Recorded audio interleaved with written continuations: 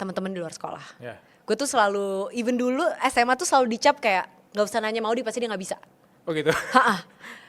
Tapi what ended up happening is like, of course I lost a sense of play and like freedom yang mungkin di masa-masa itu gue juga sebenarnya memerlukan lah masa-masa ease and playfulness and no pressure. Itu tuh perlu ruang itu gitu. Yeah. Karena ternyata kalau udah adulting makin gak ada lagi. Iya. Iya kan maksudnya Iya, the room of play itu in childhood itu benar-benar unik banget. Karena begitu kita udah dewasa isinya tanggung jawab, isinya pekerjaan. Tanggung jawab tuh maksudnya tanggung jawab ke orang lain. Pekerjaan dan lain-lain itu tuh time of play udah nggak ada. Sekarang aja kalau bengong tuh adanya mau mikir gitu. Tapi jadinya di masa-masa where I could have had that for longer, I had less of that gitu. Jadi my timeline of pressure started early gitu. When I was like maybe 13 gitu. Jadi itu to this day gue ngerasa it's still a big loss gitu.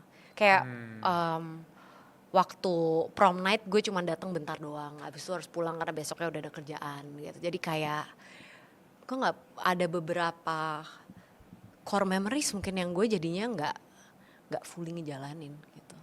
Wow.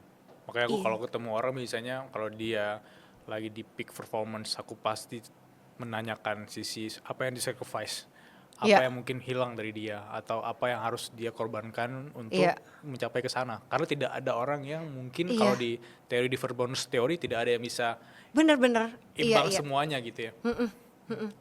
Sama for the longest time mungkin karena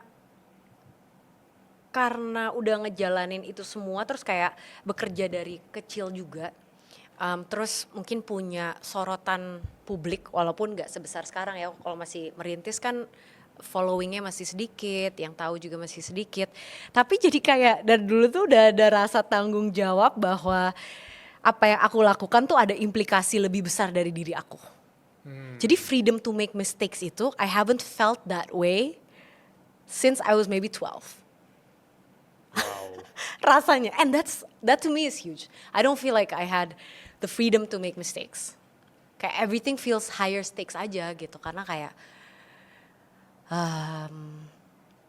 karena sorotannya itu berbeda. Paham. Freedom and play itu yang dua hal yang gue rasa